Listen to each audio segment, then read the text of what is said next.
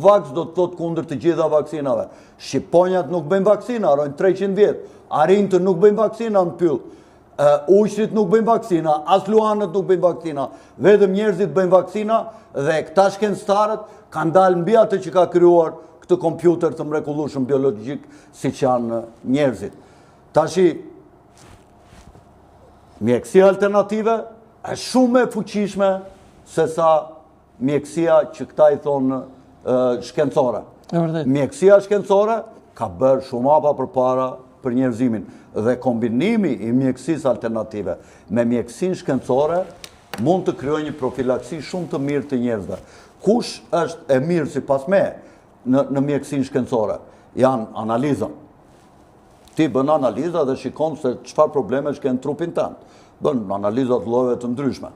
E mirë, shumë e mirë është mjekësia e gojës për të rregulluar dhëmbët që ti pleqt tanë nuk jetonin dot tanin çdo gjë në moshë mbi 50-60 vjet se u prisheshin dhëmbët dhe në atë kohë nuk ka pasur dentistë dhe shkencë të dhëmbëve dhe njerëzit nuk mund të hanin çdo lloj ushqimi dhe nuk merrnin dot të gjitha vlerat ushqimore të nevojshme për trupin dhe hanin vetëm me përshesh me kos ose me qumësht ose supë me ashtu, edhe vdisnin më shpejt.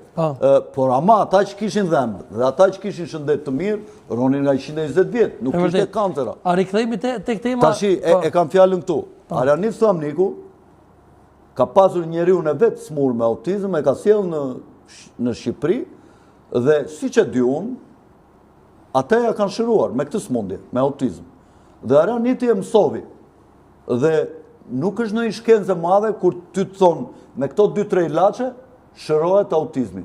Dhe me sa di unë, Arjaniti i shëronte me garanci, edhe ju merrte pak lek. Megjithëse nuk duhet ju merrte fare, duhet t'ju jepte këshilla e t'ju thështe po doni bëni, po doni mos e bëni. Unë di që kjo shërohet me këto. Po jo me bë biznes. Prit, jo me bë biznes, një e para. Po e dyta, me sa di unë, a i ka shëruar njerëzit dhe ja u ka marrë lekët me garanci. Kurse këta mjekët shkencor, këta i mbajnë njerëzit tërë jetën të smurë në autizëm, i mbajnë tërë jetën në farmaci, i rjepin tërë jetën 1000 fish. Se na iku emisioni. Edhe nuk i shërojnë. Më kupton, këta janë më të këqinë se Arjanit. E vërtet, pse cako, rikthehemi tek tema, pse bashkë që të ku dul kjo dosje Epstein? Si? Pse dul bashkë në këtë ku dosje Epstein? Kur paka shumë ka qenë ditur më herët, apo fshehin ta diçka? Pyetje saktë. Dosja Epstein doli një kohë kur Izraeli ka të nevojshme të sulmojë Iranin dhe Trumpi nuk po pranon. Njerëzit kujtojnë se Shtetet e Bashkuara në luftë me Rusinë dhe me Kinën dhe me Iranin. Në fakt nuk është kështu. Është një analizë komplet e gabuar. Lufta sot është mes globalistëve dhe City of London.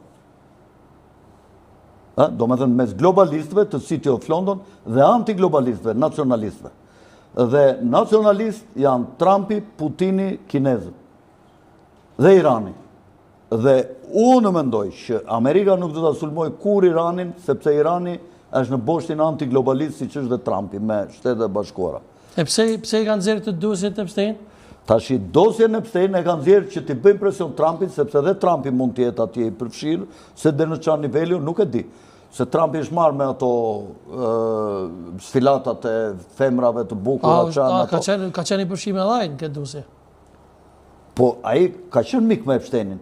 Po nuk e dim nëse këta kanë video të Trumpit që ai është përfshirë në afera seksuale, apo thjesht ka pasur miqësi me këta. Pra ti po thunë në një farformë që Epstein mund me qenë agenti i Izraelit? Epsteini, jo unë po them, po e di tërbota këta, që është agenti i Mossadit, këta kanë disa rryma fetare që nuk besojnë në Torak, që është djata e vjetër, që besojnë, do me thëmë, feja e Mojsiut.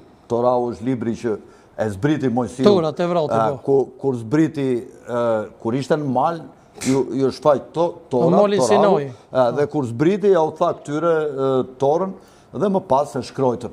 Dhe është dhe Talmudi që është